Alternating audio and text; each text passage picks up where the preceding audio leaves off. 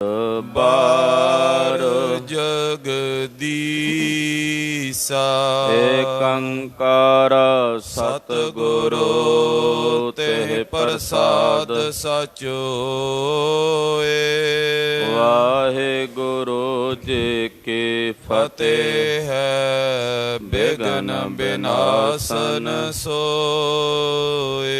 ਵਾਹਿਗੁਰੂ ਜੀ ਕੀ ਫਤਿਹ। ਹੈ ਬਿਘਨ ਬਿਨਾਸਨ ਸੋਏ। ਦੋਹਰਾ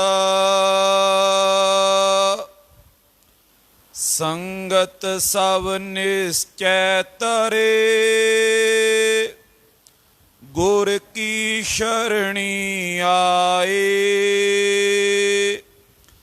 ਇਹਾਂ ਭੁਗਤ ਆਗੇ ਮੁਕਤ, ਮਾਰਗ ਬਦ ਬਤਾਏ। ਵਾਹਿਗੁਰੂ ਜੀ ਕਾ ਖਾਲਸਾ, ਵਾਹਿਗੁਰੂ ਜੀ ਕੀ ਫਤਿਹ। ਪਰਮ ਸਤਿਕਾਰਯੋਗ ਸਨਮਾਨਯੋਗ ਗੁਰੂ ਸਵਰੂਪ ਗੁਰੂ ਖਾਲਸਾ ਸਾਧ ਸੰਗਤ ਜੀਓ, ਧੰਤਾ ਦੇ ਪਾਤਰ ਹੋ। ਲਤਾ ਪ੍ਰਤੀ ਸਤਿਗੁਰੂ ਸ੍ਰੀ ਗੁਰੂ ਗ੍ਰੰਥ ਸਾਹਿਬ ਜੀ ਦੇ ਪਵਿੱਤਰ ਚਰਨਾਂ ਵਿੱਚ ਹਾਜ਼ਰੀਆਂ ਭਰ ਕੇ ਸਾਹਿਬੇ ਕਮਾਲ ਪੰਥ ਦੇ ਵਾਲੇ, ਚਿੱਟਿਆਂ ਬਾਜਾਂ ਵਾਲੇ, ਸ਼ਮਸ਼ੇਰੇ ਬਹਾਦਰ, ਦੇਗ ਔਰ ਤੇਗ ਕੇ ਧਨੀ ਸਤਿਗੁਰੂ ਸ੍ਰੀ ਗੁਰੂ ਗੋਬਿੰਦ ਸਿੰਘ ਸਾਹਿਬ ਜੀ ਮਹਾਰਾਜ ਜੀ ਦਾ ਪਵਿੱਤਰ ਇਤਿਹਾਸ ਬਹੁਤ ਹੀ ਸ਼ਰਧਾ ਭਾਵਨਾ ਸਤਿਕਾਰ ਸਹਿਤ ਸਰਵਣ ਕਰ ਰਹੇ ਹੋ। ਅੱਜ ਸਤਿਗੁਰਾਂ ਦੇ ਦਰ ਘਰ ਦੇ ਮਹਾਨ ਅਨੰਨ ਸੇਵਕ ਸੱਚਖੰਡ ਸ੍ਰੀ ਹਰਿਮੰਦਰ ਸਾਹਿਬ ਜੀ ਦੇ ਮੁੱਖ ਵਜ਼ੀਰ, ਜਿਨ੍ਹਾਂ ਨੂੰ ਅਰਦਾਸ ਵਿੱਚ ਨਿਤਾ ਪ੍ਰਤੀ ਅਸੀਂ ਚੇਤੇ ਕਰਦੇ ਹਾਂ, ਯਾਦ ਕਰਦੇ ਹਾਂ, ਜਿਨ੍ਹਾਂ ਨੇ ਬੰਦ ਕਟਾਏ, ਸ਼ਹੀਦ ਭਾਈ ਮਨੀ ਸਿੰਘ ਜੀ। ਅੱਜ ਭਾਈ ਮਨੀ ਸਿੰਘ ਸ਼ਹੀਦ ਦਾ ਸ਼ਹੀਦੀ ਦਿਹਾੜਾ ਹੈ। ਭਾਈ ਮਨੀ ਸਿੰਘ ਜੀ ਭਾਈ ਮਾਈ ਦਾਸ ਜੀ ਦੇ ਸੁਪੁੱਤਰ ਸਨ। ਮੁਲਤਾਨ ਦੇ ਨੇੜੇ ਅਲੀਪੁਰ ਨਗਰ ਹੈ। ਉਸ ਅਲੀਪੁਰ ਨਗਰ ਵਿੱਚ ਭਾਈ ਸਾਹਿਬ ਜੀ ਦਾ ਜਨਮ ਭਾਈ ਮਾਈ ਦਾਸ ਦੇ ਗ੍ਰਹਿ ਵਿਖੇ ਹੋਇਆ। ਭਾਈ ਸਾਹਿਬ ਜੀ ਦੇ ਦਾਦਾ ਜੀ ਭਾਈ ਬੱਲੂ ਜੀ 6ਵੇਂ ਪਾਤਸ਼ਾਹ ਸ੍ਰੀ ਗੁਰੂ ਹਰਗੋਬਿੰਦ ਸਾਹਿਬ ਜੀ ਦੇ ਸਮੇਂ ਸ੍ਰੀ ਅੰਮ੍ਰਿਤਸਰ ਸਾਹਿਬ ਦੇ ਜੰਗ ਵਿੱਚ ਮੁਗਲਾਂ ਨਾਲ ਲੜਦਿਆਂ ਸ਼ਹਾਦਤ ਪ੍ਰਾਪਤ ਕਰ ਗਏ। ਇਸ ਕਰਕੇ ਜਿਹੜੀ ਸਿੱਖੀ ਸੀ ਉਹ ਭਾਈ ਸਾਹਿਬ ਜੀ ਨੂੰ ਮੁੱਢ ਚੋਂ, ਵਿਰਾਸਤ ਵਿੱਚੋਂ, ਆਪਣੇ ਖਾਨਦਾਨ ਚੋਂ ਪ੍ਰਾਪਤ ਹੋਈ। ਭਾਈ ਮਾਈ ਦਾਸ ਜੀ 7ਵੇਂ ਪਾਤਸ਼ਾਹ ਸ੍ਰੀ ਗੁਰੂ ਹਰਿਰਾਏ ਸਾਹਿਬ ਦੇ ਚਰਨਾਂ ਵਿੱਚ ਭਾਈ ਮਨੀ ਸਿੰਘ ਜੀ ਨੂੰ ਲੈ ਕੇ ਆਏ। ਇਹਨਾਂ ਦਾ ਪਹਿਲਾ ਨਾਮ ਭਾਈ ਮਨੀ ਰਾਮ ਕਰਕੇ ਪ੍ਰਸਿੱਧ ਸੀ। ਆਮ ਛੋਟੇ ਰੂਪ ਦੇ ਵਿੱਚ ਮਨੀਆਂ ਕਹਿ ਕੇ ਪਰਿਵਾਰ ਦੇ ਵਿੱਚ ਬੁਲਾਇਆ ਜਾਂਦਾ ਸੀ। 7ਵੇਂ ਪਾਤਸ਼ਾਹ ਸ੍ਰੀ ਗੁਰੂ ਹਰਿਰਾਏ ਸਾਹਿਬ ਦੇ ਚਰਨਾਂ 'ਚ ਰਹਿ ਕੇ ਗੁਰਸਿੱਖੀ ਪ੍ਰਾਪਤ ਕੀਤੀ। 8ਵੇਂ ਔਰ 9ਵੇਂ ਪਾਤਸ਼ਾਹ ਜੀ ਦੇ ਚਰਨਾਂ ਵਿੱਚ ਰਹਿ ਕੇ ਸਿੱਖੀ ਨੂੰ ਪਾਲਿਆ ਔਰ ਕਲਗੀਧਰ ਜੀ ਦੇ ਚਰਨਾਂ ਵਿੱਚ ਸੰਨ 1699 ਦੀ ਵਿਸਾਖੀ ਵਾਲੇ ਦਿਨ ਹੀ ਮਹਾਰਾਜ ਜੀ ਪਾਸੋਂ ਆਪਣਿਆਂ ਪੁੱਤਰਾਂ ਸਮੇਤ ਖੰਡੇ ਦੀ ਪਹੁਲ ਛਕ ਕੇ ਸਿੰਘ ਸਜੇ। ਉਸੇ ਸਾਲ ਕਲਗੀਧਰ ਜੀ ਨੇ ਭਾਈ ਮਨੀ ਸਿੰਘ ਜੀ ਨੂੰ ਸੱਚਖੰਡ ਸ੍ਰੀ ਹਰਿਮੰਦਰ ਸਾਹਿਬ ਜੀ ਦਾ ਮੁੱਖ ਗ੍ਰੰਥੀ ਥਾਪ ਕੇ ਸ੍ਰੀ ਦਰਬਾਰ ਸਾਹਿਬ ਭੇਜਿਆ, ਕਿਉਂਕਿ ਦਰਬਾਰ ਸਾਹਿਬ ਵਿਖੇ ਬਾਬੇ ਪ੍ਰਿਥੀ ਚੰਦ ਦੀ ਅੰਸ਼ ਵੰਸ਼ ਮੀਣਿਆਂ ਦਾ ਕਬਜ਼ਾ ਰਿਹਾ ਸੀ। ਸੋਢੀ ਕੌਲ, ਸੋਢੀ ਹਰ ਜੀ, ਸੋਢੀ ਮਿਹਰਬਾਨ ਜੀ ਜੋ ਬਾਬੇ ਪ੍ਰਿਥੀ ਚੰਦ ਦੀ ਔਲਾਦ ਉਹਨਾਂ ਦੀ ਅੰਸ਼ ਵੰਸ਼ ਚੋਂ ਸਨ। ਜਦੋਂ ਸਰੀਰ ਤਿਆਗ ਗਏ ਉੱਥੋਂ ਦਾ ਪ੍ਰਬੰਧ ਵਿਗੜਿਆ। ਭਾਈ ਮਨੀ ਸਿੰਘ ਜੀ ਨੇ ਜਾ ਕੇ ਸ੍ਰੀ ਦਰਬਾਰ ਸਾਹਿਬ ਦਾ ਪ੍ਰਬੰਧ ਸੰਭਾਲਿਆ। ਗੁਰਮਤਿ ਮਰਿਆਦਾ ਨੂੰ ਉੱਥੇ ਬਹਾਲ ਕੀਤਾ।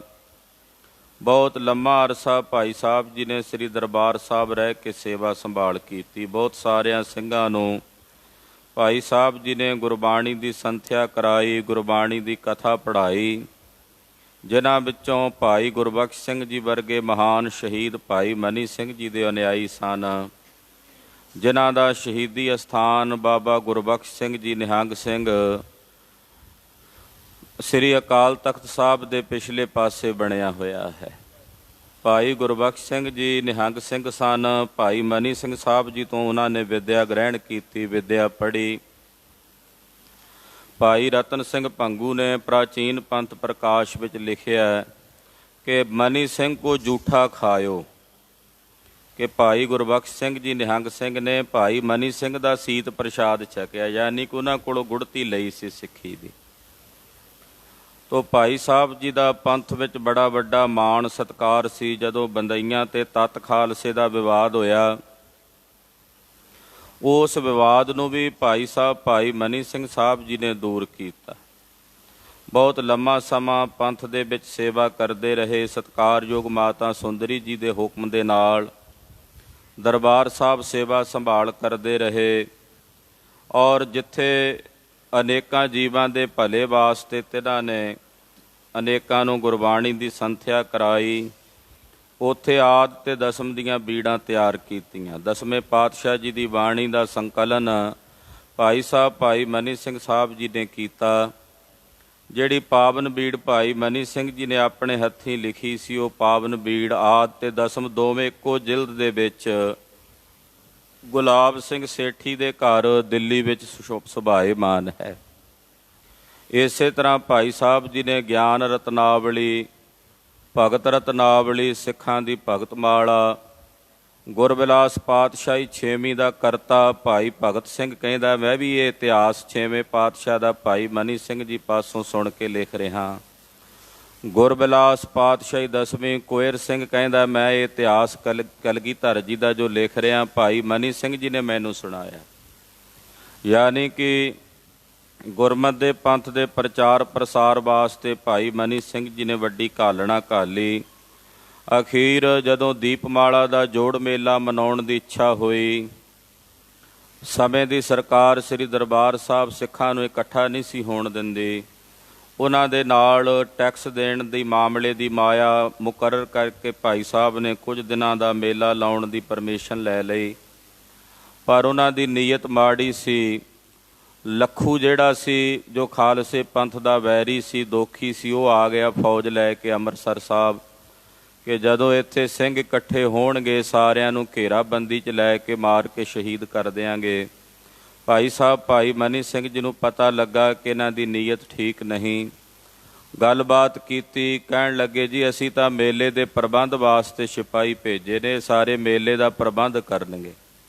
ਭਾਈ ਸਾਹਿਬ ਨੇ ਆਖਿਆ ਮੇਲੇ ਦੇ ਪ੍ਰਬੰਧ ਵਾਸਤੇ 20-50-100 ਸਿਪਾਹੀ ਬਹੁਤ ਹੁੰਦਾ, ਤੁਸੀਂ ਤਾਂ ਸੈਂਕੜਿਆਂ ਦੀ ਗਿਣਤੀ 'ਚ ਭੇਜੇ ਨੇ, ਤੁਹਾਡੀ ਨੀਅਤ ਸਾਫ਼ ਨਹੀਂ ਹੈ।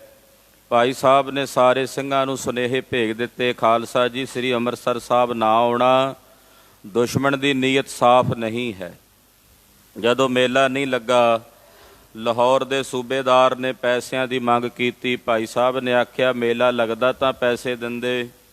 ਭਾਈ ਸਾਹਿਬ ਨੂੰ ਉਹਨਾਂ ਦੇ ਪੁੱਤਰਾਂ ਸਮੇਤ ਨਾਲ ਦੇ ਕੁਝ ਸਾਥੀ ਸਿੰਘਾਂ ਸਮੇਤ ਪਕੜ ਕੇ ਭਾਈ ਸਾਹਿਬ ਜੀ ਦਾ ਜਿਹੜਾ ਇਤਿਹਾਸ ਹੈ ਉਹ ਸ਼ਹੀਦ ਬਿਲਾਸ ਨਾਮਕ ਇੱਕ ਪੁਸਤਕ ਹੈ ਜੋ ਸੇਵਾ ਸਿੰਘ ਭੱਟ ਨੇ ਆਪਣੇ ਹੱਥੀਂ ਲਿਖੀ ਹੈ। ਗਿਆਨੀ ਗਰਜਾ ਸਿੰਘ ਹੋਣਾ ਨੇ ਉਹਦਾ ਬੜੇ ਢੰਗ ਦੇ ਨਾਲ ਸੰਪਾਦਨ ਕੀਤਾ ਹੈ। ਉਹਦੇ 'ਚ ਭਾਈ ਸਾਹਿਬ ਜੀ ਦੇ ਜਿਹੜੇ ਕਾਰਜ ਸਨ ਗੁਰੂ ਘਰ ਦੇ ਵਿੱਚ, ਉਹਨਾਂ ਦੇ ਵਿਸਥਾਰ ਸਹਿਤ ਉਹਨਾਂ ਦੇ ਪਰਿਵਾਰ ਸਮੇਤ, ਕਿਉਂਕਿ ਭਾਈ ਸਾਹਿਬ ਜੀ ਦੇ ਪਰਿਵਾਰ 'ਚੋਂ 50 ਤੋਂ ਵੱਧ ਮੈਂਬਰਾਂ ਨੇ ਸ਼ਹੀਦੀਆਂ ਪ੍ਰਾਪਤ ਕੀਤੀਆਂ ਨੇ। ਕਿੱਥੇ ਕਿੱਥੇ ਕਿਹੜੇ ਸਿੰਘ ਨੇ ਸ਼ਹਾਦਤ ਪ੍ਰਾਪਤ ਕੀਤੀ, ਉਹ ਸਾਰਾ ਵਿਸਥਾਰ ਉਹਦੇ ਵਿੱਚੋਂ ਪ੍ਰਾਪਤ ਹੁੰਦਾ ਹੈ। ਭੰਗਾਣੀ ਦੇ ਜੰਗ ਵਿੱਚ ਭਾਈ ਮਨੀ ਸਿੰਘ ਜੀ ਨੇ ਆਪਣੀ ਤੇਗ ਦੇ ਜੌਹਰ ਵਿਖਾਏ ਸਨ। ਇਹਨਾਂ ਦੇ ਸਾਹਿਬਜ਼ਾਦੇ ਭਾਈ ਬਚਿੱਤਰ ਸਿੰਘ ਜੀ, ਭਾਈ ਉਦੇ ਸਿੰਘ ਜੀ ਵਰਗੇ ਸੂਰਬੀਰ ਯੋਧੇ ਜਿਹੜੇ ਜੰਗ ਦੇ ਮੈਦਾਨ ਦੇ ਵਿੱਚ ਜੂਝਦੇ ਰਹੇ, ਉਹ ਭਾਈ ਮਨੀ ਸਿੰਘ ਸਾਹਿਬ ਜੀ ਦੇ ਸਪੁੱਤਰ ਸਨ। ਭਾਈ ਦਿਆਲਾ ਜੀ ਵਰਗੇ ਗੁਰਮੁਖ ਪਿਆਰੇ ਜਿਹੜੇ ਦੇਗ ਵਿੱਚ ਉਬਲ ਗਏ 9ਵੇਂ ਪਾਤਸ਼ਾਹ ਦੇ ਸਨਮੁਖ, ਭਾਈ ਦਿਆਲਾ ਜੀ ਭਾਈ ਮਨੀ ਸਿੰਘ ਜੀ ਦੇ ਭਰਾਤਾ ਸਨ। ਤੋ ਇਸ ਪ੍ਰਕਾਰ ਨਾਲ ਇਹ ਸ਼ਹੀਦਾਂ ਦਾ ਪਰਿਵਾਰ ਸੀ। ਤਦੇ ਇਹਨਾਂ ਦਾ ਇਤਿਹਾਸ ਲਿਖਦਿਆਂ ਉਸ ਇਤਿਹਾਸਕ ਪੁਸਤਕ ਦਾ ਨਾਮ ਸ਼ਹੀਦ ਬਿਲਾਸ ਰੱਖਿਆ ਗਿਆ। ਭਾਈ ਸੇਵਾ ਸਿੰਘ ਨੇ ਬੜੇ ਪੁਰਾਤਨ ਸਮੇਂ ਵਿੱਚ ਉਹ ਸਾਰਾ ਇਤਿਹਾਸ ਭਾਈ ਮਨੀ ਸਿੰਘ ਜੀ ਦਾ ਲਿਖਿਆ ਹੈ। ਤੋ ਭਾਈ ਸਾਹਿਬ ਜੀ ਦੇ ਨਾਲ ਉਹਨਾਂ ਦੇ ਪੁੱਤਰ ਨਾਲ ਦੇ ਕੁਝ ਸ੍ਰੀ ਅੰਮ੍ਰਿਤਸਰ ਸਾਹਿਬ ਦੇ ਸਿੰਘਾਂ ਨੂੰ ਪਕੜ ਕੇ ਗ੍ਰਿਫਤਾਰ ਕਰਕੇ ਲਾਹੌਰ ਲਿਆਂਦਾ। ਭਾਈ ਸਾਹਿਬ ਦੀਆਂ ਅੱਖਾਂ ਦੇ ਸਾਹਮਣੇ ਉਹਨਾਂ ਦੇ 2 ਪੁੱਤਰਾਂ ਦੀਆਂ ਪੁੱਠੀਆਂ ਖੱਲਾਂ ਲਾ ਕੇ ਸ਼ਹੀਦ ਕਰ ਦਿੱਤਾ ਗਿਆ। ਪਰ ਭਾਈ ਮਨੀ ਸਿੰਘ ਜੀ ਅਡੋਲ ਰਹੇ। 90 ਸਾਲ ਤੋਂ ਵਧੇਕ ਉਮਰ ਭਾਈ ਮਨੀ ਸਿੰਘ ਜੀ ਦੇ ਸਰੀਰ ਦੀ ਹੋ ਚੁੱਕੀ ਸੀ। ਐਸੀ ਬਿਰਧ ਅਵਸਥਾ ਵਿੱਚ ਵੀ ਗੁਰਸਿੱਖੀ ਦਾ ਰੰਗ ਬੜਾ ਗੂੜਾ ਹੋ ਕੇ ਹਿਰਦੇ ਨੂੰ ਚੜ੍ਹਿਆ ਹੋਇਆ ਸੀ।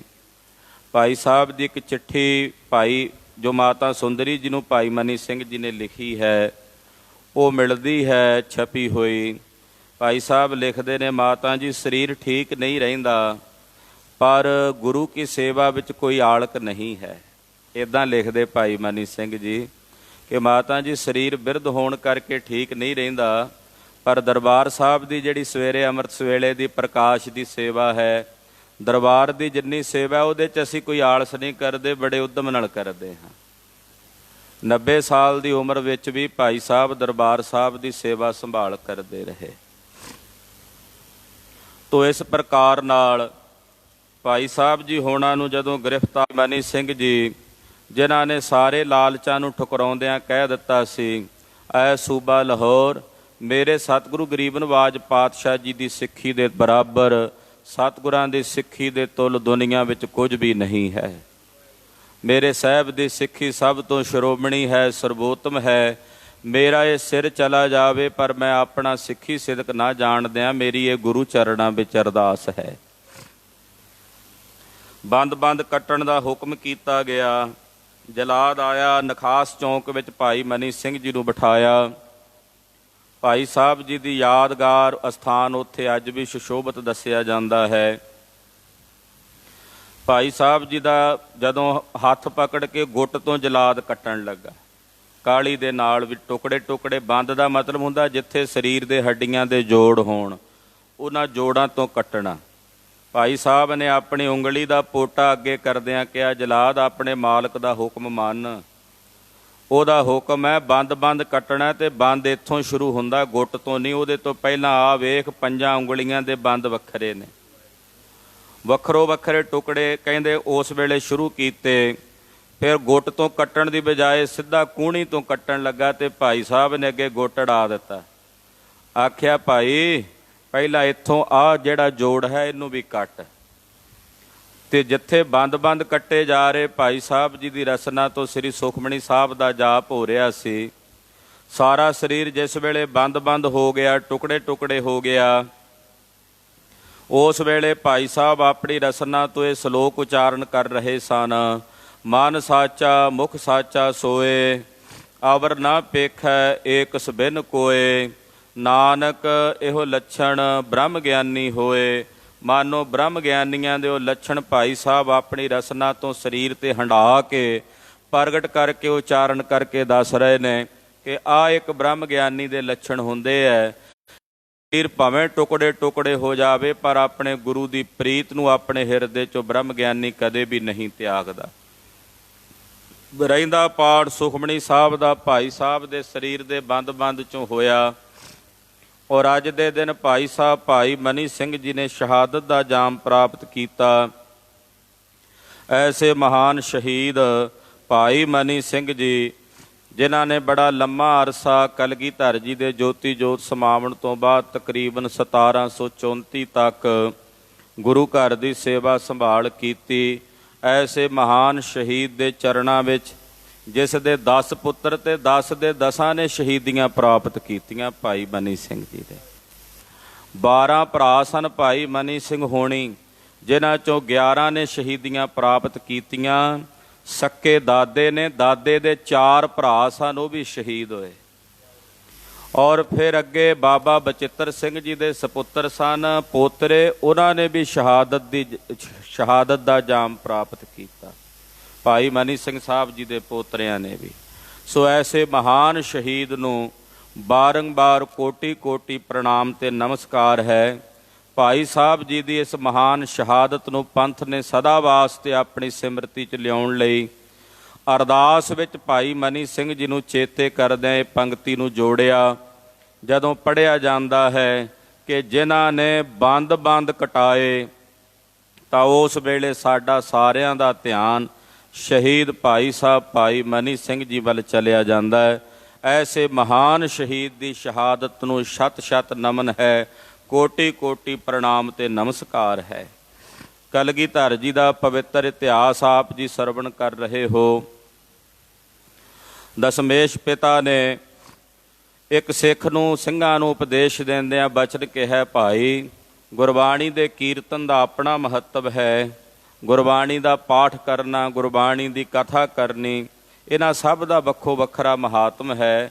ਐਸਾ ਨਹੀਂ ਹੈ ਕਿ ਜੇ ਮੈਂ ਪਾਠ ਕਰਾਂ ਤੇ ਆਖਾਂ ਕੀਰਤਨ ਨਹੀਂ ਹੋਣਾ ਚਾਹੀਦਾ। ਕੀਰਤਨ ਵੀ ਇੱਕ ਆਪਣੀ ਅਹਿਮੀਅਤ ਰੱਖਦਾ। ਕੀਰਤਨੀਏ ਕਿਹੋ ਜਿਹੇ ਹੋਣੇ ਚਾਹੀਦੇ ਹਨ, ਉਹ ਗਰੀਬ ਨਵਾਜ਼ ਸਾਹਿਬ ਸੱਚੇ ਪਾਤਸ਼ਾਹ ਜੀ ਨੇ ਪਾਵਨ ਪਵਿੱਤਰ ਉਪਦੇਸ਼ ਸਾਰੀ ਸੰਗਤ ਨੂੰ ਬਖਸ਼ਿਆ ਹੈ। ਆਓ ਇੱਥੋਂ ਅੱਗੇ ਮਹਾਰਾਜ ਜੀ ਦੇ ਇਤਿਹਾਸ ਦੀ ਕਥਾ ਦੀ ਲੜੀ ਪ੍ਰਾਰੰਭ ਕਰੀਏ। ਬਾਜਾਂ ਵਾਲੇ ਚੋਜੀ ਪ੍ਰੀਤਮ ਕਲਗੀਧਰ ਸਾਹਿਬੇ ਕਮਾਲ, ਨਾਸਰੋ ਮਨਸੂਰ ਗੁਰੂ ਗੋਬਿੰਦ ਸਿੰਘ, ਏਜ਼ ਦੀ ਮਨਜ਼ੂਰ ਗੁਰੂ ਗੋਬਿੰਦ ਸਿੰਘ, ਹਾਕਰਾ ਗੰਜੂਰ ਗੁਰੂ ਗੋਬਿੰਦ ਸਿੰਘ, ਜ਼ੁਮਲਾ ਫੈਜ਼ੇ ਨੂਰ ਗੁਰੂ ਗੋਬਿੰਦ ਸਿੰਘ, ਨੂਰ ਹਰਦਰ ਰੂਹ ਹਰਦਰ ਜਿਸਮ ਗੁਰੂ ਗੋਬਿੰਦ ਸਿੰਘ, ਨੂਰ ਹਰਦਰ ਚਸ਼ਮ ਗੁਰੂ ਗੋਬਿੰਦ ਸਿੰਘ। ਗਰੀਬ ਨਵਾਜ਼ ਸਾਹਿਬ ਜੀ ਦੇ ਪਵਿੱਤਰ ਚਰਨਾਂ ਵਿੱਚ ਆਪਣੀਆਂ ਹਾਜ਼ਰੀਆਂ ਲਵਾਓ। ਗੱਜ ਵੱਜ ਕੇ ਆਖੋ ਜੀ ਸਤਨਾਮ ਸ੍ਰੀ ਵਾਹਿਗੁਰੂ ਸਾਹਿਬ ਜੀ, ਸਤਨਾਮ ਸ੍ਰੀ ਵਾਹਿਗੁਰੂ ਸਾਹਿਬ ਜੀ। ਦੋਹਰਾ ਸੰਗਤ ਸਭ ਨਿਸ਼ਚੈ ਤਰੇ, ਗੁਰ ਕੀ ਸ਼ਰਣੀ ਆਏ। ਭਾਈ ਸਾਹਿਬ ਕਹਿੰਦੇ ਜਿਹੜੀ ਸੰਗਤ ਗੁਰੂ ਕੀ ਸ਼ਰਨ ਚ ਆਉਂਦੀ ਹੈ,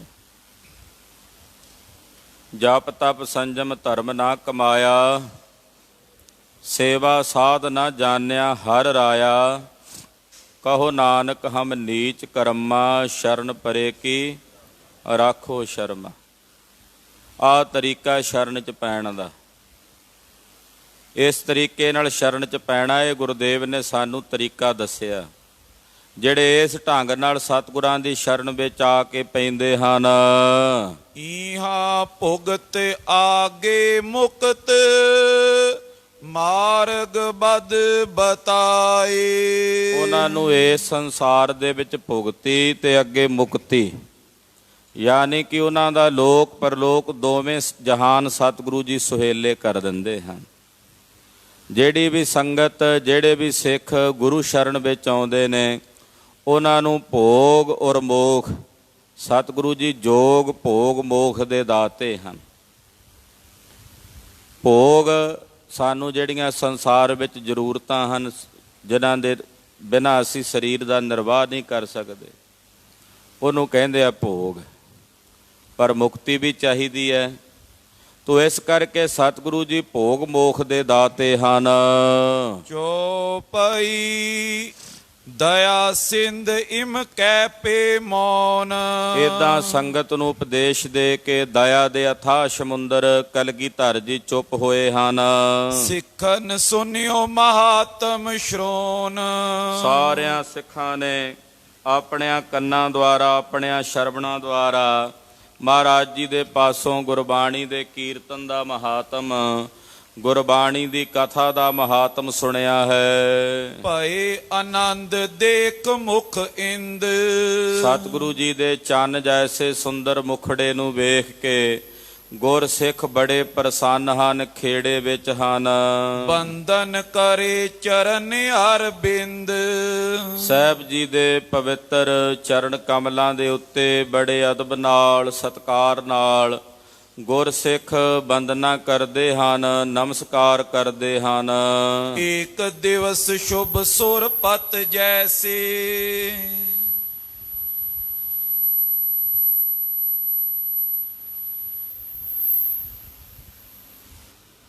ਸਤਿਗੁਰੂ ਜੀ ਇੱਕ ਦਿਨ ਆਪਣੇ ਦਰਬਾਰ ਦੇ ਵਿੱਚ ਕੋਟਾਨ ਇੰਦਰਾਣ ਰੂਪ ਹੋ ਕੇ ਸੋਭਨੀਕ ਹੋ ਰਹੇ ਨੇ। ਸਹਿਜ ਸੁਭਾਏ ਸਤਿਗੁਰ ਬੈਸੇ। ਸਹਿਜ ਸੁਭਾਏ ਸਤਿਗੁਰੂ ਗਰੀਬ ਨਿਵਾਜ ਪਾਤਸ਼ਾਹ ਜੀ ਸੰਗਤ ਨੂੰ, ਗੁਰ ਸਿੱਖਾਂ ਨੂੰ ਆਪਣੇ ਦਰਸ਼ਨ ਦਿਦਾਰੇ ਦੇ ਕੇ ਕਿਰਤਾਰਥ ਕਰ ਰਹੇ ਹਨ।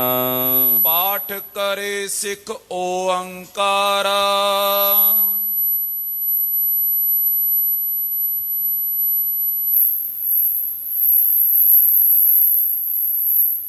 ਸਤਿਨਾਮ ਵਾਹਿਗੁਰੂ ਸਤਿਨਾਮ ਵਾਹਿਗੁਰੂ। ਸਤਿਨਾਮ ਵਾਹਿਗੁਰੂ ਸਤਿਨਾਮ ਵਾਹਿਗੁਰੂ। ਸਤਿਨਾਮ ਵਾਹਿਗੁਰੂ ਸਤਿਨਾਮ ਵਾਹਿਗੁਰੂ। ਸਤਿਨਾਮ ਵਾਹਿਗੁਰੂ ਸਤਿਨਾਮ ਵਾਹਿਗੁਰੂ।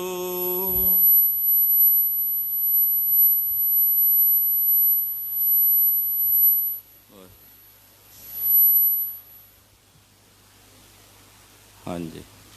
ਪਾਠ ਕਰੇ ਸਿੱਖ ਓੰਕਾਰਾ। ਇੱਕ ਸਿੱਖ ਦੱਖਣੀ ਓੰਕਾਰ ਦਾ ਪਾਠ ਕਰ ਰਿਹਾ ਸੀ। ਕਲਗੀਧਰ ਪਾਤਸ਼ਾਹ ਜੀ ਸੁਭਾਵਕ ਆਪਣੀ ਸਭਾ ਵਿੱਚ ਆਪਣੇ ਦੀਵਾਨ ਵਿੱਚ ਬੈਠੇ ਨੇ ਔਰ ਇੱਕ ਗੁਰੂ ਘਰ ਦਾ ਪਿਆਰ ਵਾਲਾ ਸਿੱਖ ਉਹ ਦੱਖਣੀ ਓੰਕਾਰ ਦਾ ਪਾਠ ਕਰ ਰਿਹਾ ਹੈ। ਵਿਪਰੇ ਅਰਥ ਅਜਾਨੀ ਉਚਾਰਾ। ਬੰਦ ਕਰ ਦਈਏ।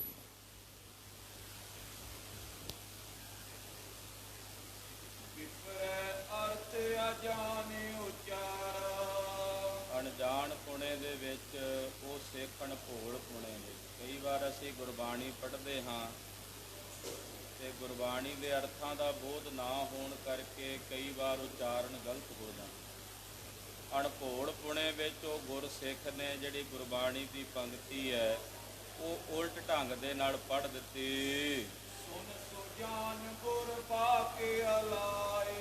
ਜਾਣੀ ਜਾਣ ਸਤਿਗੁਰੂ ਕਲਗੀਧਰ ਪਾਤਸ਼ਾਹ ਜੀ ਨੇ ਜਦੋਂ ਪੰਕਤੀ ਆਪਣੇ ਕੰਨੀ ਸੁਣੀ ਜੋ ਸਿੱਖ ਗਲਤ ਢੰਗ ਨਾਲ ਪੜ੍ਹ ਰਿਹਾ ਸੀ, ਉਹਦਾ ਉਚਾਰਨ ਸ਼ੁੱਧ ਨਹੀਂ ਸੀ ਕਰ ਰਿਹਾ। ਇਸਕੇ ਹੱਥੋਂ ਲਸ਼ਟ ਕਾ ਜਾਏ। ਮਹਾਰਾਜ ਸੱਚੇ ਪਾਤਸ਼ਾਹ ਜੀ ਨੇ ਆਖਿਆ, ਭਾਈ ਇਹ ਸਿੱਖ ਨੂੰ ਤਾੜ ਨਾ ਕਰੋ।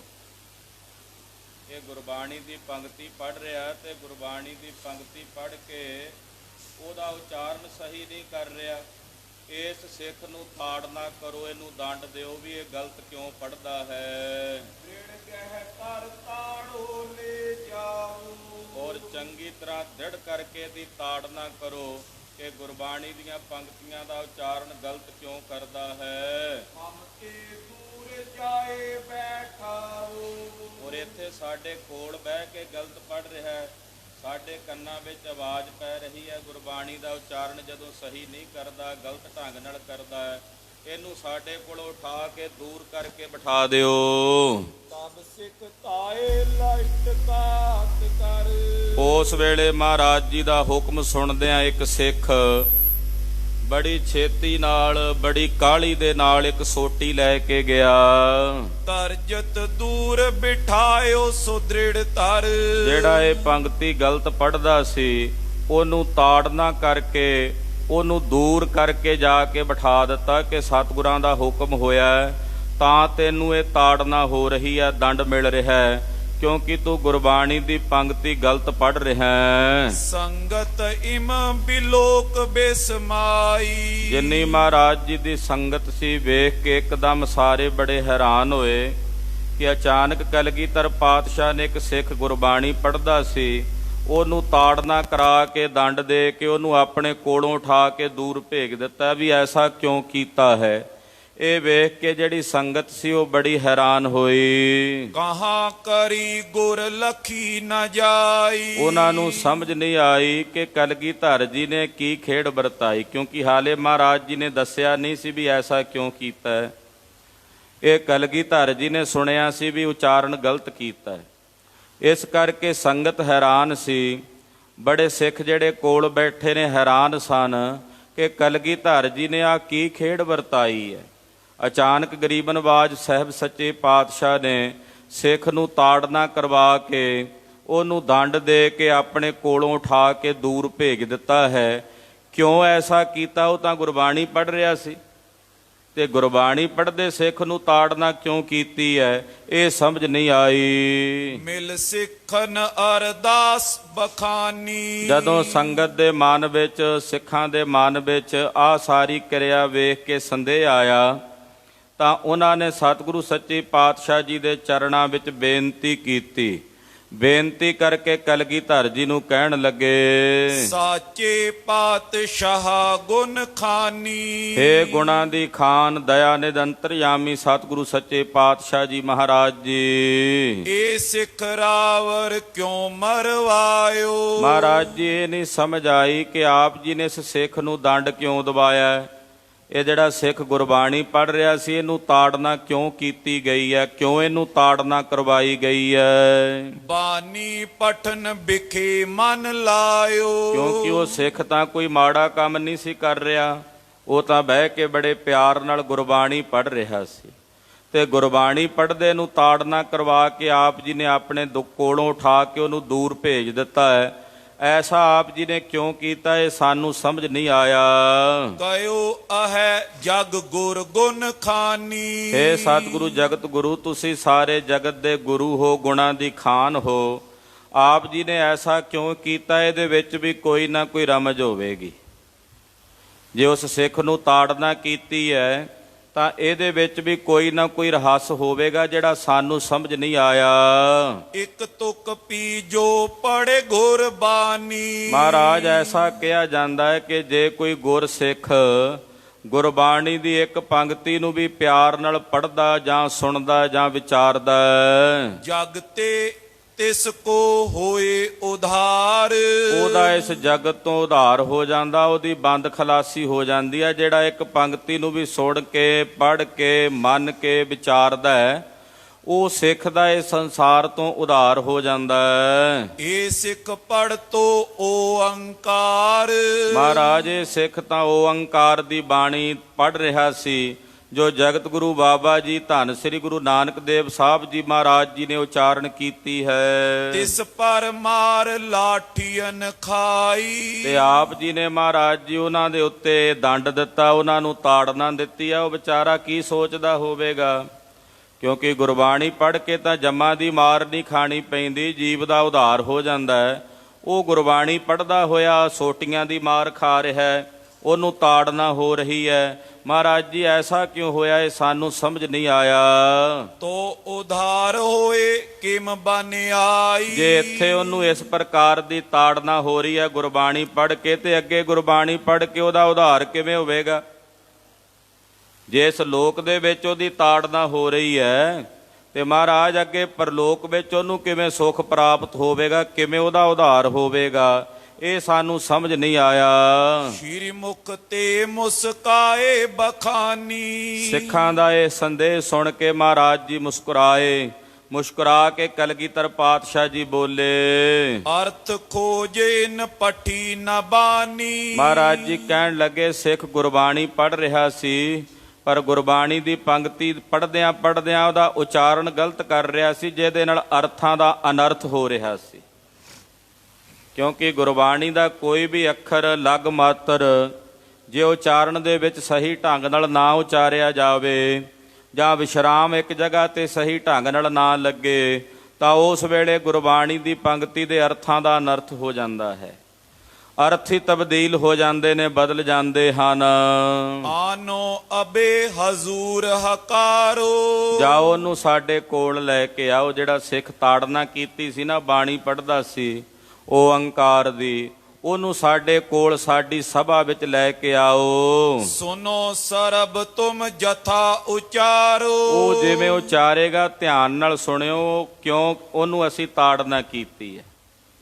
ਉਹ ਗੁਰਬਾਣੀ ਦੀ ਪੰਕਤੀ ਪੜ੍ਹੇਗਾ, ਤੁਸੀਂ ਸਾਰਿਆਂ ਨੇ ਧਿਆਨ ਨਾਲ ਸੁਣਨੀ ਹੈ ਕਿ ਜਿਹੜੀ ਉਹ ਪੰਕਤੀ ਉਚਾਰਨ ਕਰ ਰਿਹਾ ਕਿ ਉਹ ਸਹੀ ਉਚਾਰਨ ਹੈ ਉਚਾਰਨ ਦੇ ਨਾਲ ਕਿਵੇਂ ਅਰਥਾਂ ਦਾ ਅਨਰਥ ਹੋ ਰਿਹਾ ਹੈ, ਉਹ ਤੁਸੀਂ ਹੁਣ ਧਿਆਨ ਨਾਲ ਸੁਣ ਕੇ ਵੇਖ ਲਿਓ। ਸੁਨ ਕਰ ਲਿਆਏ ਬਿਠਾਇਵ ਤੀਰ। ਇਹ ਸੁਣਦਿਆਂ ਸਾਰ ਮਹਾਰਾਜ ਜੀ ਦਾ ਹੁਕਮ ਮੰਨ ਕੇ ਸੇਵਕ ਗਏ, ਉਸ ਸਿੱਖ ਨੂੰ ਲੈ ਕੇ ਆਏ ਜਿਹੜਾ ਗੁਰਬਾਣੀ ਪੜ੍ਹਦਾ ਸੀ।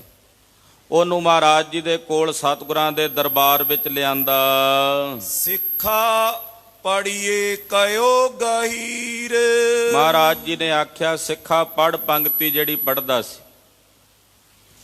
ਓੰਕਾਰ ਦੀ ਬਾਣੀ ਦੀ ਜਿਹੜੀ ਪੰਕਤੀ ਤੂੰ ਪੜ੍ਹ ਰਿਹਾ ਸੀ, ਉਹ ਪੜ੍ਹ ਅਸੀਂ ਸੁਣੀਏ। ਤਬ ਸਿੱਖ ਨੇ ਤੁਕ ਤਿਵੇਂ ਉਚਾਰੀ। ਤਾਂ ਉਸ ਸਿੱਖ ਨੇ ਜਿਵੇਂ ਪਹਿਲਾਂ ਪੜ੍ਹੀ ਸੀ ਨਾ ਪੰਕਤੀ, ਉਸੇ ਤਰ੍ਹਾਂ ਹੀ ਪੰਕਤੀ ਉਚਾਰਨ ਕੀਤੀ। ਵਿਪਰੈ ਅਰਥ ਸੋ ਜਾਸ ਮਝਾਰੀ। ਜਿਹਦੇ ਵਿੱਚ ਉਲਟ ਅਰਥ ਸੀ, ਜਿਹਦੇ ਅਰਥ ਦਾ ਅਨਰਥ ਹੋ ਰਿਹਾ ਸੀ, ਉਹਦੇ ਉਚਾਰਨ ਕਰਕੇ ਸੁਨ ਸ਼੍ਰੀ ਮੁਖ ਤੇ ਤਾਏ ਬਖਾਨੀ। ਜਦੋਂ ਉਸ ਸਿੱਖ ਨੇ ਉਲਟ ਪੰਕਤੀ ਪੜ੍ਹੀ, ਉਹਦਾ ਉਚਾਰਨ ਸਹੀ ਨਹੀਂ ਕੀਤਾ। ਕਰਤੇ ਕੀਮਤ ਕਰਤਾ ਜਾਣੈ, ਕੈ ਜਾਣੈ ਗੁਰਸੂਰਾ ਦੀ ਥਾਂ ਤੇ ਉਹਨੇ ਕੈ ਨੂੰ ਕੇ ਉਚਾਰਨ ਕੀਤਾ, ਲਾ ਲਾ ਕੇ। ਤਾਂ ਸੁਣ ਕੇ ਕਲਗੀਧਰ ਪਾਤਸ਼ਾਹ ਨੇ ਆਖਿਆ, ਇਹ ਏਦਾਂ ਜਦੋਂ ਹੁਣ ਕੇ ਕਿਹਾ ਨਾ ਤੂੰ ਕੇ, ਇਹਦੇ ਨਾਲ ਅਰਥਾਂ ਦਾ ਅਨਰਥ ਹੋ ਗਿਆ। ਇਹ ਪੰਕਤੀ ਇਸ ਤਰ੍ਹਾਂ ਨਹੀਂ ਹੈ। ਗਰੀਬ ਨਵਾਜ ਪਾਤਸ਼ਾਹ ਜੀ ਨੇ ਫਿਰ ਉਹਦਾ ਸਹੀ ਤੇ ਸ਼ੁੱਧ ਉਚਾਰਨ ਦੱਸਿਆ। ਇਮ ਤੁਕ ਪੜੋ ਅਰਥ ਏਓ ਜਾਨੀ। ਗੁਰਦੇਵ ਨੇ ਆਖਿਆ, ਇਹ ਪੰਕਤੀ ਨੂੰ ਇਸ ਤਰ੍ਹਾਂ ਪੜੋ ਔਰ ਇਹਦਾ ਅਰਥ ਇਸ ਤਰੀਕੇ ਨਾਲ ਜਾਣੋ। ਖਾਲਸਾ ਜੀ, ਐਸਾ ਕਿਹਾ ਜਾਂਦਾ ਹੈ ਕਿ ਕਲਗੀਧਰ ਜੀ ਨੂੰ ਫਿਰ ਭਾਈ ਮਨੀ ਸਿੰਘ ਜੀ ਹੋਣਾ ਨੇ ਬੇਨਤੀ ਕੀਤੀ, ਮਹਾਰਾਜ ਸਾਨੂੰ ਆਪ ਜੀ ਸ੍ਰੀ ਗੁਰੂ ਗ੍ਰੰਥ ਸਾਹਿਬ ਜੀ ਦੇ ਅਰਥ ਸੁਣਾਓ, ਉਚਾਰਨ ਸੁਣਾਓ, ਅਸੀਂ ਉਸੇ ਤਰੀਕੇ ਨਾਲ ਅੱਗੇ ਗੁਰਸਿੱਖਾਂ ਨੂੰ ਪੜ੍ਹਾਇਆ ਕਰੀਏ। ਤੋ ਕਲਗੀਆਂ ਵਾਲੇ ਪਾਤਸ਼ਾਹ ਜੀ ਨੇ ਆਪਣੇ ਮੁਖਾਰ ਬਿੰਦ ਚੋਂ ਸ੍ਰੀ ਗੁਰੂ ਗ੍ਰੰਥ ਸਾਹਿਬ ਦਾ ਉਚਾਰਨ ਔਰ ਅਰਥ ਉਸ ਵੇਲੇ ਸ੍ਰੀ ਦਮਦਮਾ ਸਾਹਿਬ ਵਿਖੇ ਆਪ ਉਚਾਰਨ ਕਰਕੇ ਤਿਨਾਂ ਨੂੰ ਸਰਵਣ ਕਰਾਇਆ। ਸੋ ਇਸ ਪ੍ਰਕਾਰ ਨਾਲ ਮਹਾਰਾਜ ਜੀ ਇਹ ਸਾਖੀ ਤੋਂ ਹੀ ਕਹਿੰਦੇ ਅੱਗੇ ਉਸ ਪਰੰਪਰਾ ਜਿਹੜੀ ਆ ਉਹ ਚੱਲਦੀ ਹੈ, ਜਿੱਥੋਂ ਫਿਰ ਅੱਗੇ ਅਰਥ ਪ੍ਰਣਾਲੀ ਚੱਲਦੀ ਹੈ। ਕਲਗੀਧਰ ਜੀ ਨੇ ਪੰਕਤੀ ਦਾ ਫਿਰ ਸਹੀ ਉਚਾਰਨ ਕੀਤਾ। ਸਿੱਖ ਨੇ ਗਲਤ ਪੜ੍ਹੀ ਸੀ ਪੰਕਤੀ। ਮਹਾਰਾਜ ਜੀ ਨੇ ਆਖਿਆ, ਸਿੱਖਾ ਇਦਾਂ ਨਹੀਂ ਹੈ, ਉਹਦਾ ਉਚਾਰਨ ਇਸ ਤਰੀਕੇ ਨਾਲ ਹੈ। ਪਾਤਸ਼ਾਹ ਨੇ ਆਪ ਉਹ ਪੰਕਤੀ ਜਗਤ ਗੁਰੂ ਗੁਰੂ ਨਾਨਕ ਸਾਹਿਬ ਦੀ ਉਚਾਰਨ ਕੀਤੀ। ਕਰਤੇ ਕੀਮਤ ਕਰਤਾ ਜਾਣੈ, ਕੈ ਜਾਣੈ ਗੁਰ ਸੂਰਾ। ਕਲਗੀਧਰ ਜੀ ਨੇ ਪੰਕਤੀ ਪੜ੍ਹੀ, ਕਰਤੇ ਦੀ ਮਿੱਤ ਕਰਤਾ ਜਾਣਦਾ, ਕੈ ਦਾ ਮਤਲਬ ਹੁੰਦਾ ਜਾਂ ਫਿਰ ਗੁਰੂ ਜਾਣਦਾ। ਕੈ ਦਾ ਅਰਥ ਹੁੰਦਾ ਜਾਂ। ਖਾਲਸਾ ਜੀ, ਬਹੁਤ ਸਾਰੇ ਇਲਾਕਿਆਂ ਵਿੱਚ ਆਪਾਂ ਕਹਿੰਦੇ ਭਾਈ ਜਾਂ ਤੂੰ ਚਲਾ ਜਾਈਂ ਜਾਂ ਮੈਂ ਚਲਾ ਜਾਵਾਂਗਾ। ਤੋ ਕੁਝ ਇਲਾਕਿਆਂ ਦੇ ਵਿੱਚ ਜਾਂ ਨੂੰ ਕੈ ਕਿਹਾ ਜਾਂਦਾ, ਕੈ ਤੂੰ ਚਲਾ ਜਾਈਂ, ਕੈ ਮੈਂ ਚਲਾ ਜਾਵਾਂਗਾ। ਕੈ ਜਾਂ ਨੂੰ ਵੀ ਕਹਿ ਦਿੰਦੇ ਐ, ਕੈ ਜਾਂ ਨੂੰ ਵੀ ਕਹਿ ਦਿੰਦੇ ਐ। ਤੋ ਮਹਾਰਾਜ ਸੱਚੇ ਪਾਤਸ਼ਾਹ ਜੀ ਨੇ ਆਖਿਆ, ਕੈ ਕਹਿਣਾ ਸੀ ਸਿੱਖਾ, ਤੂੰ ਕੇ ਕਹਿੰਦਾ ਰਿਹਾ। ਜਦੋਂ ਕੇ ਕਹੋਗੇ ਉਦੋਂ ਕਿਵੇਂ ਅਰਥ ਬਦਲਦੇ ਨੇ, ਉਹ ਮਹਾਰਾਜ ਜੀ ਅੱਗੇ ਵਿਆਖਿਆ ਕਰਕੇ ਦੱਸਦੇ ਹਨ।